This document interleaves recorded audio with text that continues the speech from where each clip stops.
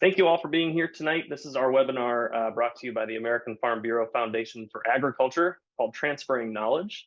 We're going to talk a little bit tonight about how we can support students in learning with three-dimensional assessment tasks. So we've got a lot of great materials to share with you all, some really great experiences, and some good conversations ahead. My name is Brian. My last name is pronounced Byerly, despite all of those E's. A little bit about myself. I spent 15 years in the classroom, grades 1 through 8, as a STEM department lead. I also worked at the Wisconsin State Department of Public Instruction, working with marginalized communities and school systems improvement, so through Title I funds. So all in total, I've got about 20 years experience in education. I now work for a company called Relevant Classroom, which is a division of Vivaic. We do professional learning services, curriculum design.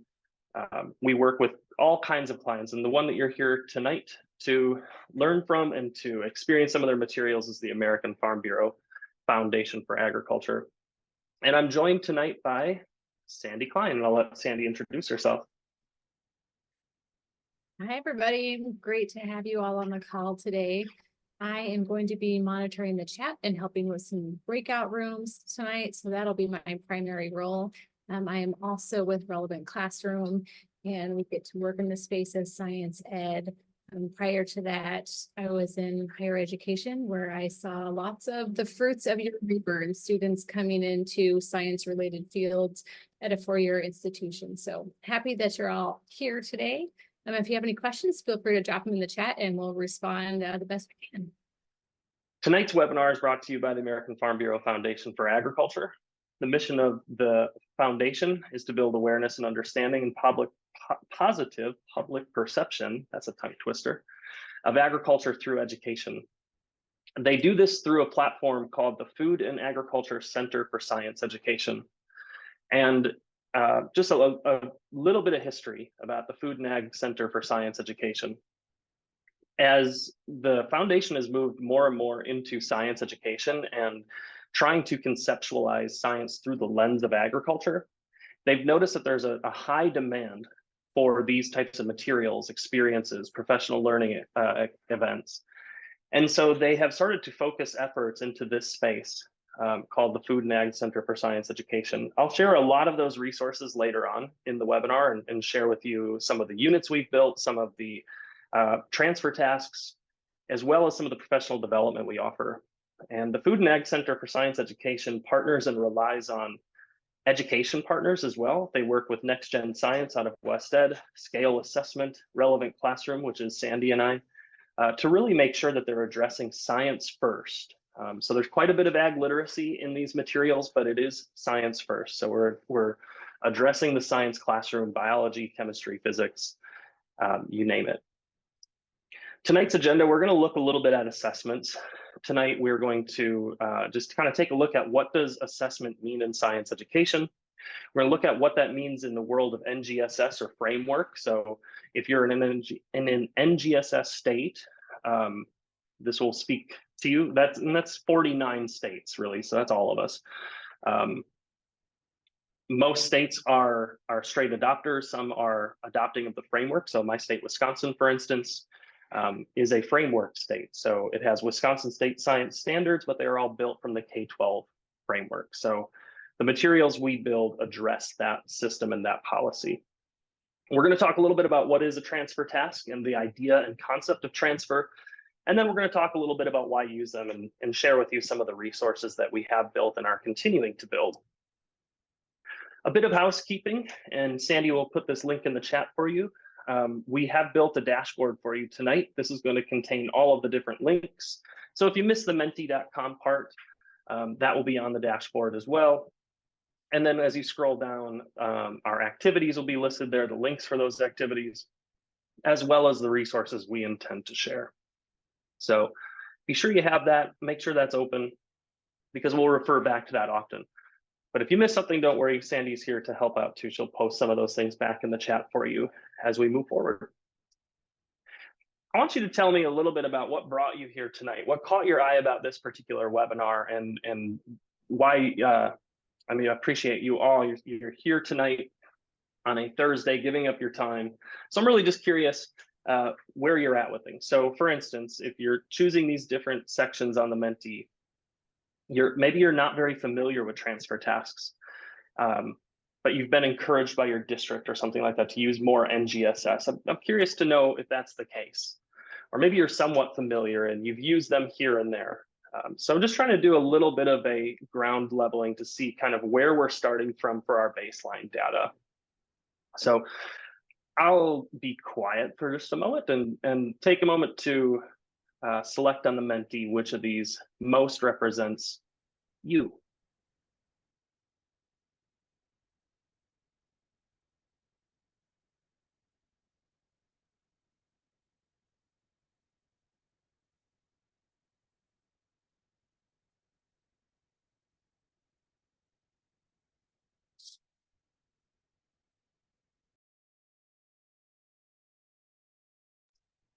All right, that's good. I see some things in the chat too. So we've got some ones in the chat, and we've got some ones and twos. Have some familiarity. Some of us have a little bit of familiarity, but we're seeing mostly ones and twos. And that's great because a lot of what we're going to do tonight is going to be evaluating and kind of getting a baseline understanding of transfer tasks and NGSS.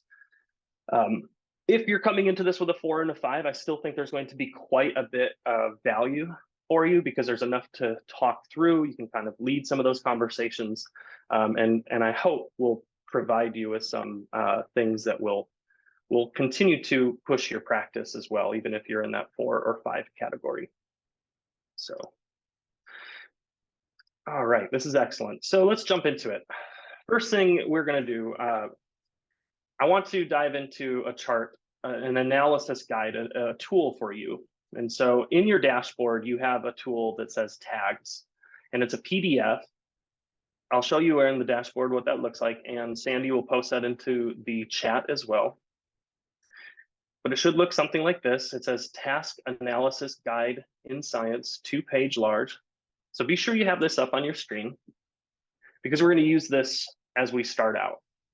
So don't be afraid. I know a lot of us came in at 1 and 2, but this will help us just kind of set a tone and get us started in this world of tasks.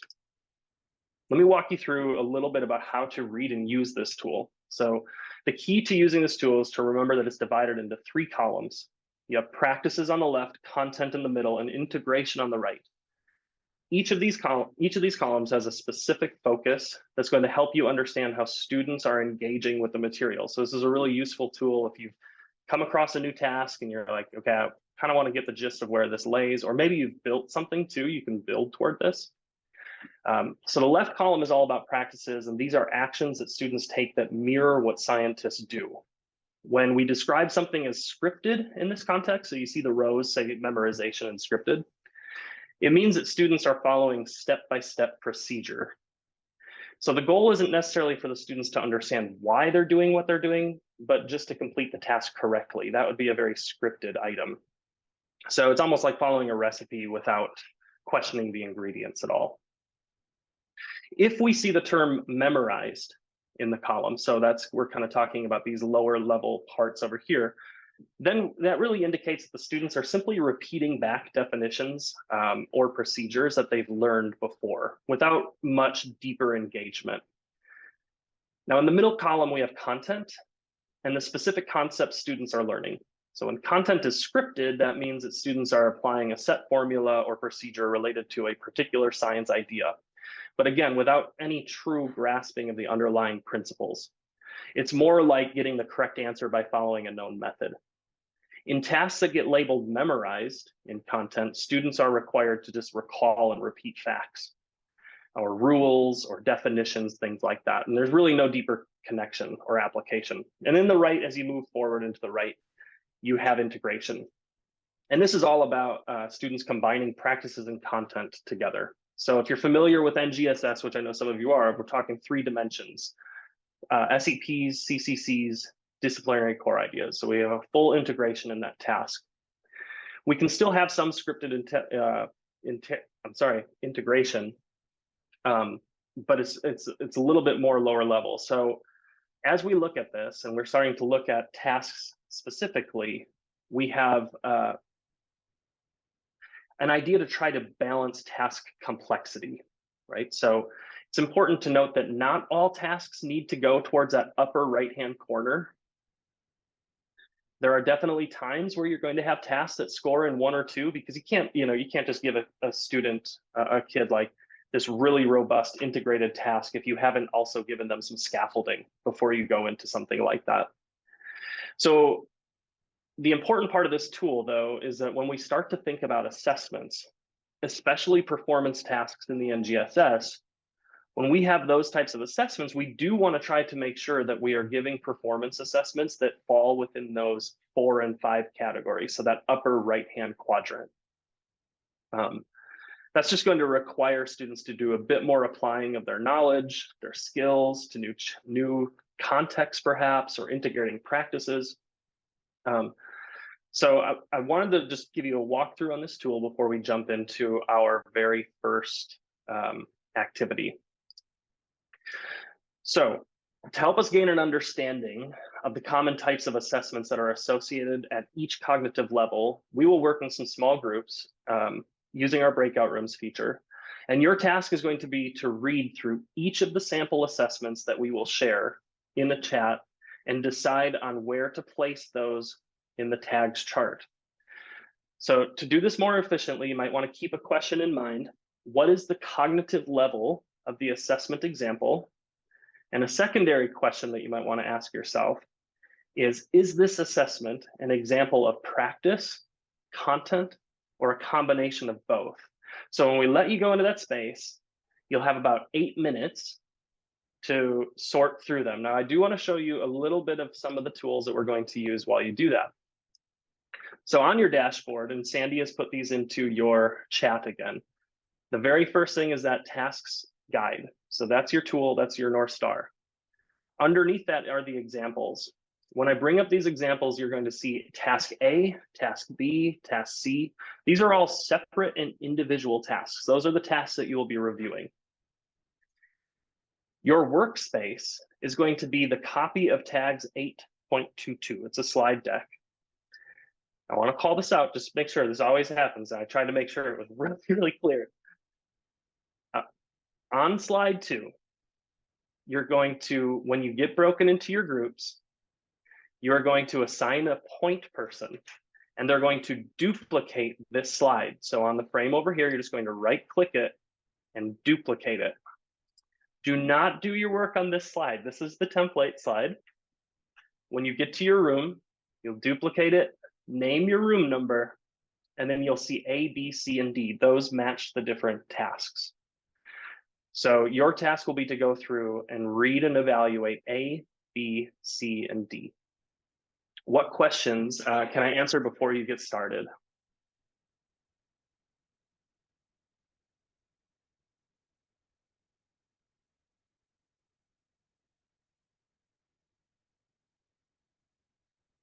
All right, y'all. Sandy's going to send you out into your breakout rooms. I will see you back here in 8 minutes, and we'll have a brief discussion about how we ranked and rated these. Before I jump into it, and I'm going to look through and just kind of share some of how we rated these, I do want to, and I apologize for not saying this sooner, I should have. It's less about getting this right, exactly right, and more about having just rich conversations. And I know we're kind of jumping into it right away, but sometimes I think it's just a great way to just get our juices flowing as we think about assessment. One of the things that Gerardo and I talked about was the elements. So recognizing that I went through and used a couple of acronyms really, really quickly without much context, and I apologize for that. So 3 dimensions, NGSS, so thinking about cross-cutting concepts, the CCCs, cause and effect, things like that. SEPs being the science and engineering practices. So what do scientists do as opposed to what have scientists done? That's what we want our students to be, doing more in the classroom. And then DCIs is that third element piece, disciplinary core ideas. So that would be our concepts, our theories, those kinds of things that are underpinned, that were kind of historically, at least when I started teaching, were the kind of the focal point of my education and my teaching was to focus on learning those disciplinary core ideas. So the shift is going from less about what scientists have done and learning about that or hearing about that, and more to doing as scientists to figure out how to make sense of something. So I'm going to toggle back, and I might call on some folks, or I'll first see if anyone's brave and would like to jump in. But let's take a look and see where we rated some of these things. Again, knowing that really the goal of the task wasn't even necessarily to have everything perfectly placed, because really it's a rubric scored thing. So it's all about having these rich professional communities of practice around them. Let's just take a look at some of these tasks and how we can rank that. And I know that these are a little bit hard to read in here, but you do have the activity in front of you. So as you look at task A, and I'll toggle over to that one as well. Let's bring that one up. So we look at task A.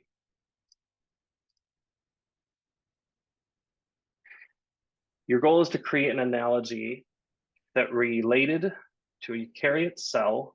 Your final product is a story about something that has similarities to a cell structure. Each paragraph should be about one of the parts of a cell. Your paragraphs should clearly lay out the details and function of the cell structures, the comparison of the cell part to the analogy, and your reasoning for the analogy. You must write using complete sentences, and the story that you create should reflect your understanding of the cell structure.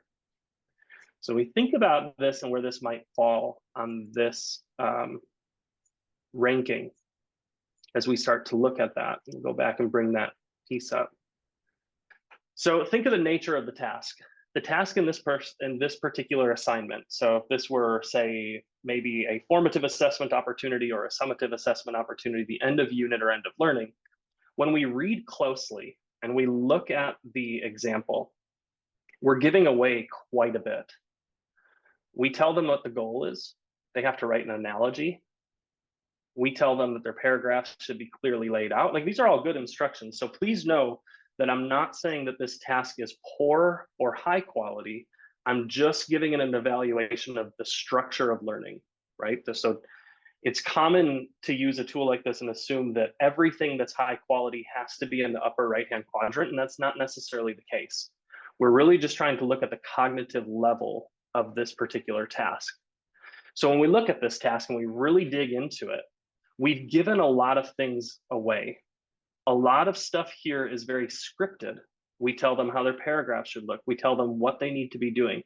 Now, we don't have memorized things in here. We're not telling them to give us vocabulary definitions. So I think it's fair to say that we've moved it out of memorization and into scripted.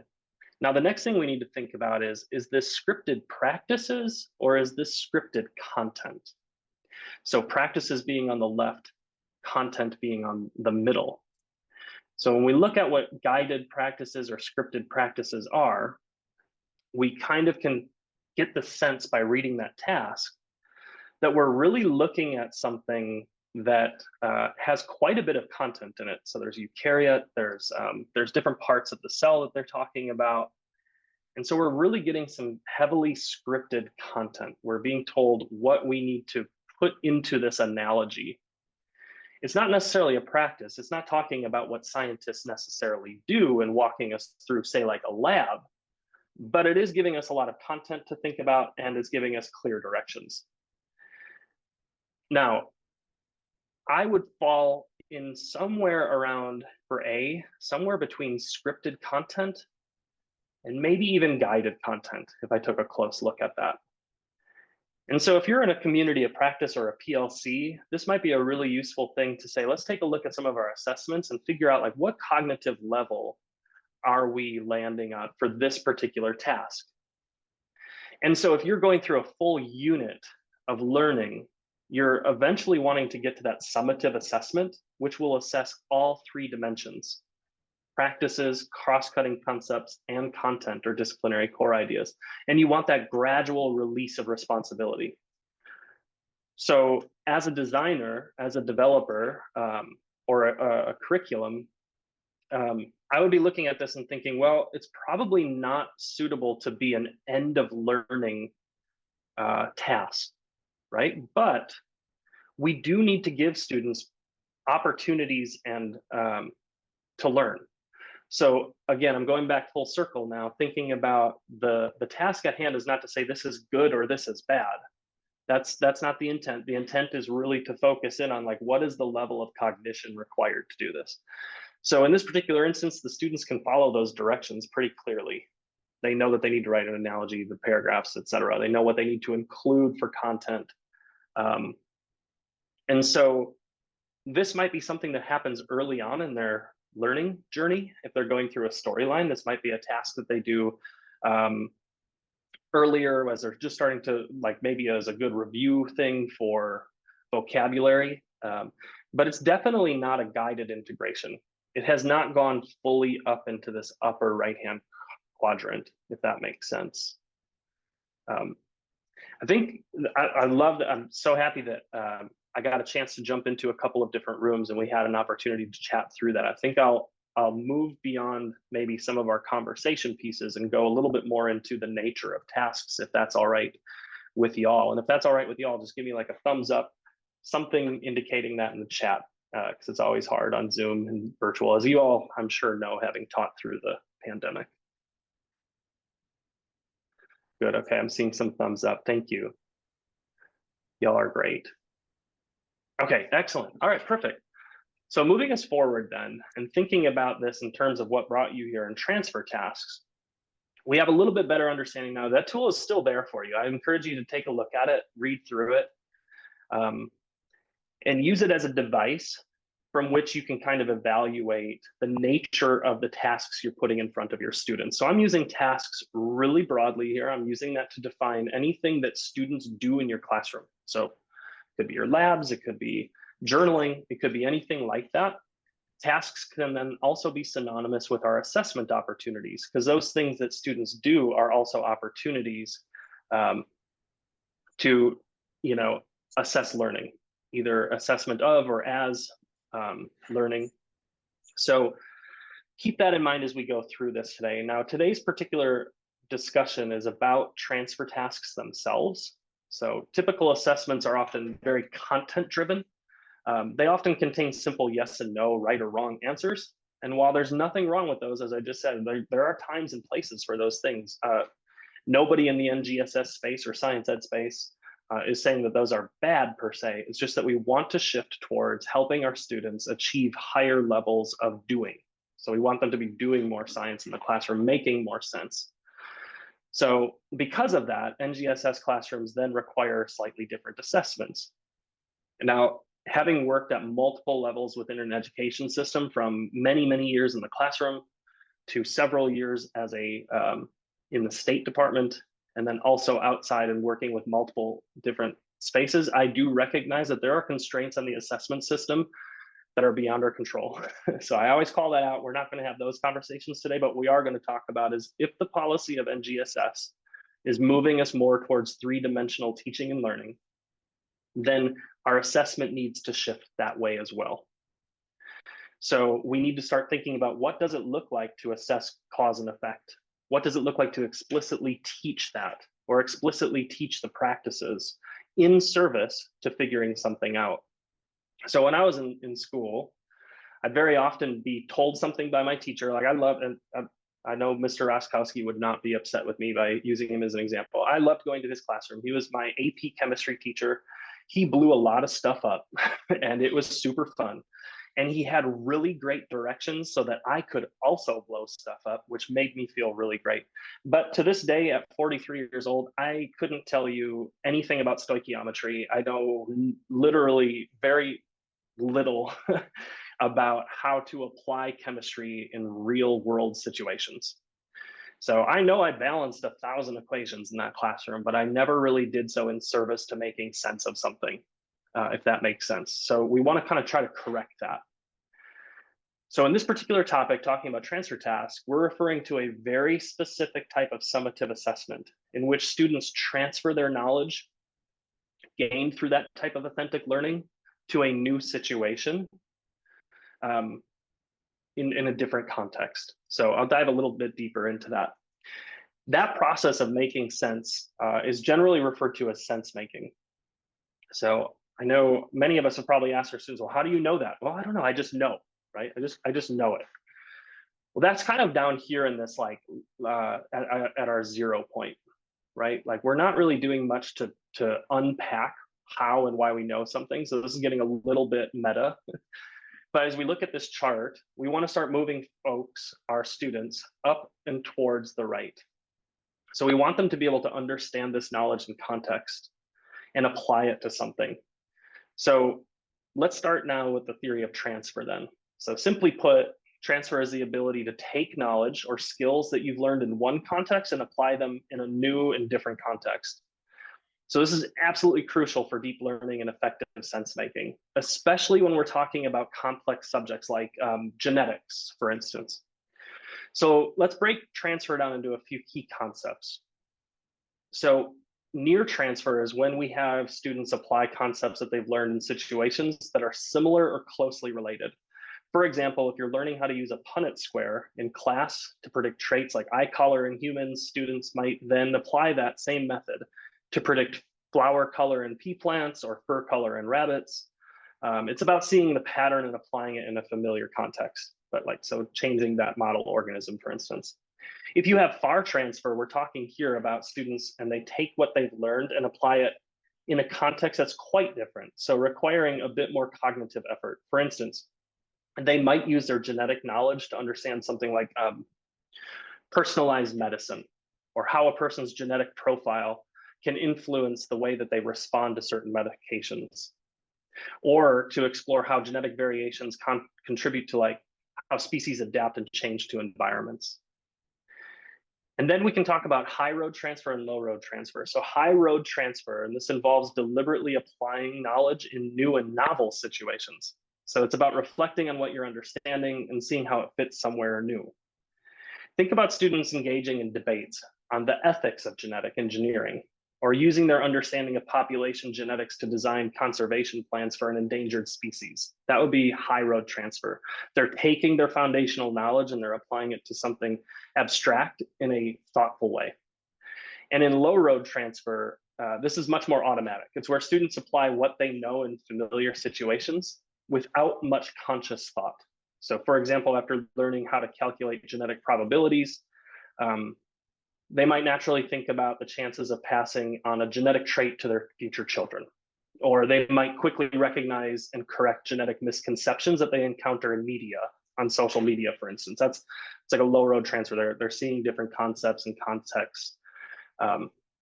So as we go through this sense-making process, let's say we put a phenomenon in front of students or a scenario without leading them, we have them make sense of that. So in agriculture, that might be double muscling in beef cattle, right? That's a mutation, a myostatin mutation that is really pronounced. You can see it very easily. But that's not something that kids are going to like just recognize right off the bat. They're going to have to really dig into that. Well, what the heck is going on here? How does that happen? And they're going to have to look at scales both large and small as they do so.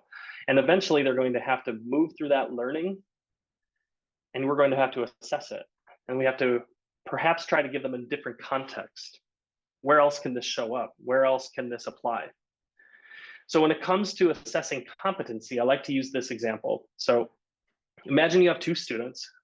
One has a 92 average on a competency exam or assessment, and the other one has an 87 average. But now here's the catch. The 92 average comes from applying that competency in just 3 contexts, while the 87 average comes from applying it in, like, so I'm kind of pulling this number out of thin air, 48 different contexts. So clearly 87 average is a better, that's a better value, right? Even though 96 scores higher. But if you're applying it to that many contexts, you've clearly committed that in content now.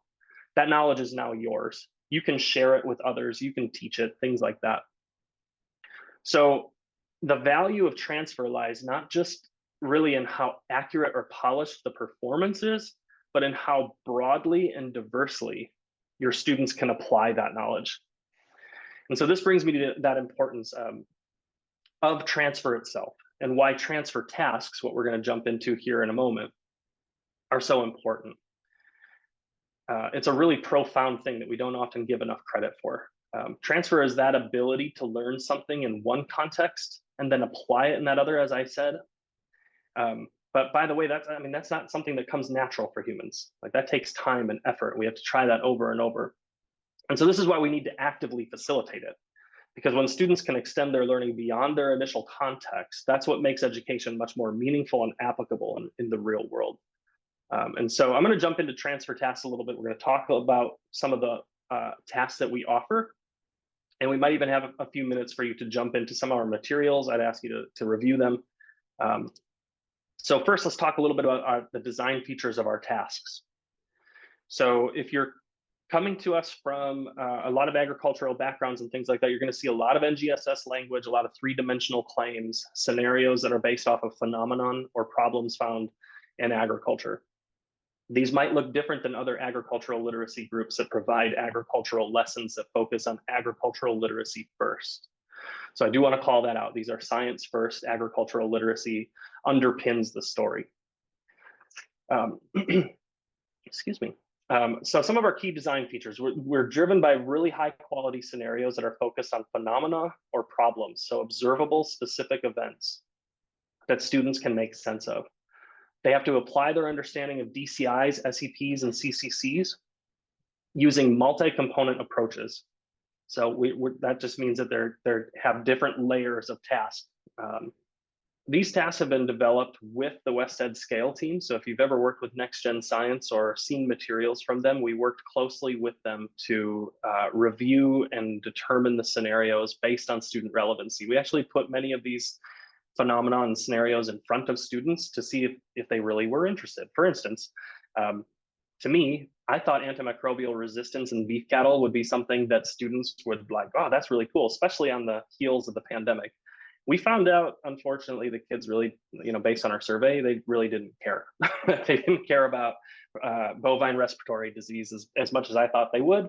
Cows getting the flu, as they put it, wasn't that interesting to them. However, when we switched that scenario to be more focused on disruptions to the food supply chain, that became much more relevant for all students. So those students found that to be like, okay, this is impacting my life.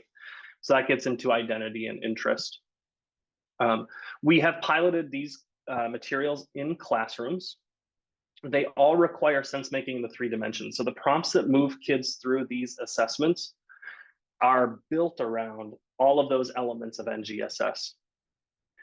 And then lastly, we do support fair and equitable teaching and learning as we move through this. So we've tried to do our best to make sure that these are relevant, specific to kids' interests, identity. We try to scaffold as much as we can through some of these prompts so that all students can have their voice shared. So as we look at this and we think about how transfer tasks might be instructionally productive, we want to think about them assessing learning in phenomena and problem solving that is aligned with the 3 dimensions of NGSS, rather than just facts about specific instructional things or curricular content. All these tasks, we strive to design them for cognitive level 4 or 5 so that you can use them as assessments. But that being said, this is a practice and not a product. We really hang our hat on the fact that we are growing ourselves, our own knowledge ourselves. So some of the tasks that you will see in our library will be 1s, 2s, 3s, and most will be 4 or 5. We're still updating some of those. So I did want to call that out. I'm going to move towards sharing these resources with you. And that way you can take them with you and you can use them in your classrooms immediately. I don't want to skip that part because I think that part's really important. So we're just going to kind of skip through, and I'm going to move us through to some of these different pieces and parts. So within each task, there are teacher guides with scoring rubrics as well on how to score them emerging, developing, and proficient. Those tasks also come with background information about the agricultural thing. I know some of us said in the chat that they were really curious about how do I bring more agricultural context into science education? And this is a really great opportunity. So I'm going to go full circle back to transfer. So I'll use AMR for example. Maybe you're learning about antimicrobial resistance using something like bacteria in a hospital setting. Well, there are agricultural contexts that you could put. That'd be another context that students could use to juggle with that particular learning and see if they can apply it to that new situation and setting. That would be kind of like a near transfer. Other examples might include like if you're teaching genetics, I think a common one that I used when I was teaching was genetic disorders like sickle cell anemia, muscular dystrophy, things like that. In this particular instance, you can also look at genetics and then say, well, what can we apply to different situations? And how does that impact the industry? So now we're starting to talk about that high road transfer I referred to, where you can start to get into some ethical debates or conversations around what have been the net positives of really great breeding systems in agriculture and how do they work?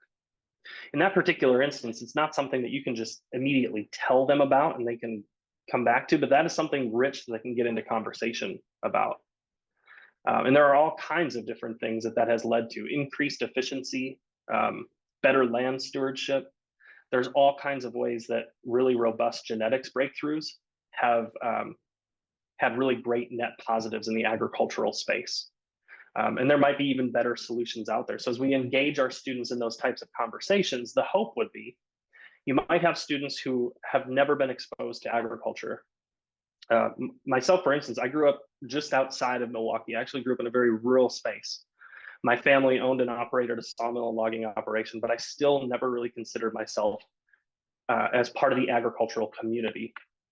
But that would have been something as 18-year-old self, as I think back to myself, I would have loved to have gotten into things like agronomy, genetics programs. But I always thought that agriculture was reserved for the kids with the blue coats, right? And I think if you're in agriculture, you probably know what I'm talking about. And I love FFA. We love our ag teachers. We love our ag programs. But we are also recognizing that to diversify the field and to strive towards innovation, we should really be thinking about how can we provide more context for kids to learn that might be outside of their comfort zone, such as agriculture. And that might lead to spaces where kids can see themselves as contributing members to larger societal solutions. There's also an implementation guide that you can use. This is going to just kind of provide you a holistic view of how to use these tasks. And now I'm going to jump into where to find the good stuff, the materials that you can take with you. And hopefully you do use the tools to look at and determine, where do you want to use these in your classroom? Where do you want to place them? Do you want to use them at the end of learning as a pre-assessment? Do you want to use them as an assignment in the middle? And one other way too, honestly, if I was in the classroom, I would have loved having these for subplans. They are designed for 50-minute sessions. And you take your best shot at designing something in time. Sometimes it takes longer, sometimes it takes less, but ultimately you've got a resource that you can put to subplans for people who can walk in and are able to reach out, teach it, and use it, and you can use it how you want. So I kind of went over some of these design features. We also have a phenomena bank that you can draw on. So if you are deep in the NGSS world, I highly encourage you to take a peek at the phenomena bank. In fact, I'm going to switch my screen over and just kind of walk you through some of these things where you can find them. Sandy will be throwing these links in as well as we go. There we go. But on your dashboard, as you scroll down, center resource links are here. What we've been talking about today is this transfer task library. The tasks are all labeled here. We're continually adding more. So you're going to see all kinds of tasks that are, I'm on the phenomena bank, aren't I? Click the wrong one, struggling tonight. Make sure I'm on the right one. There we go. I'll just go over here. These are built out. They list out the elements for you. You can peek through them. They are available in Google format, as well as when you click download all, these are PDFs. So you have both formats available to you. If you're a Google Classroom, you're using the Google ecosystem, you can easily put these into your classroom, Google Classroom. You can make copies of them, use them how you want. They're all Creative Commons 4.0. So that means you have free reign on adaptations. And we did that for equity purposes. We highly believe in the kind of the mission to provide open education resources to all teachers for free. So these are all completely free. please do use them. And if you do use them, we would love to hear how you've used them if you ever are so inclined. So you can see we have several completely adaptable. We're continually adding more. They range from high school, elementary, middle school. I also want to talk with you a little bit about our units. So we do have several units available. These are full storyline units. So you can take these as well, adapt them, use them how you want. They are built for NGSS classrooms. We have received an NGSS design badge on 2 of our 3 units, but the 3rd one is also high quality. So it's just below that badge level. If you're not familiar with the NGSS design badge, it is a review called the Equip Rubric Review, created by Next Gen Science team to evaluate claims against NGSS materials. So I'm sure all of you can attest to this. You've probably gotten materials that say aligned to the NGSS. Well, it doesn't really mean much if you're not providing evidence, right? Very often, and I'm guilty of this early in my career too, I would just say, well, hey, look, this says genetics, that says genetics, the standard says genetics, crosswalk, done, mark the box. No practices, no cross-cutting concepts. So you just have to be careful. You have to look at those materials closely and make sure that they have done their due diligence to make sure that they are in fact 3-dimensional. And we have built them intentionally that way. So these 3 units are 5E units. Media Mayhem is built around conflicting claims about the impacts on biodiversity, carbon cycles, ecosystems dynamics of dairying. So what is the impact of dairying? Students are led into a conversation about looking at various different media posts that are very conflicting, quite frankly. You've got experts saying that dairy is terrible. You've got experts saying that dairy is just fine and there's nothing wrong with it.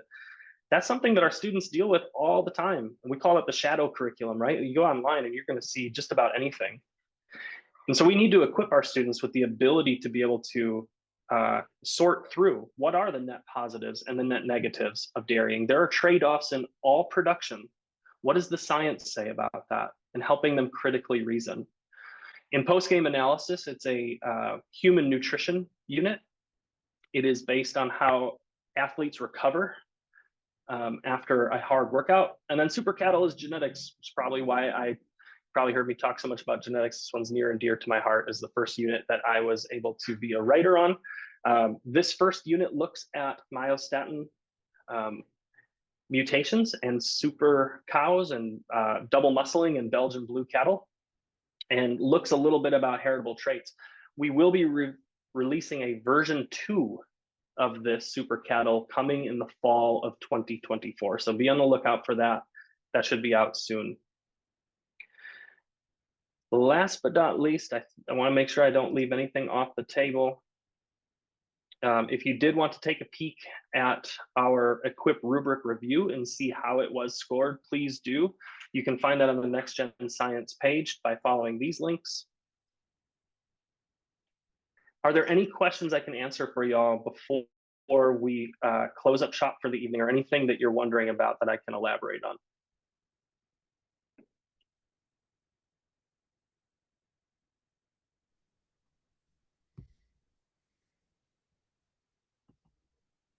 All right. Thank you all so much for being here tonight. Please do take a moment to leave some feedback. We're always looking for new topics and concepts that you're interested in. I do ask that question on the feedback form, and we'd really love to hear from you and hope to see you again in our next webinar coming up in September. So thank you all very much. I hope you have a wonderful evening, and we'll see you next time.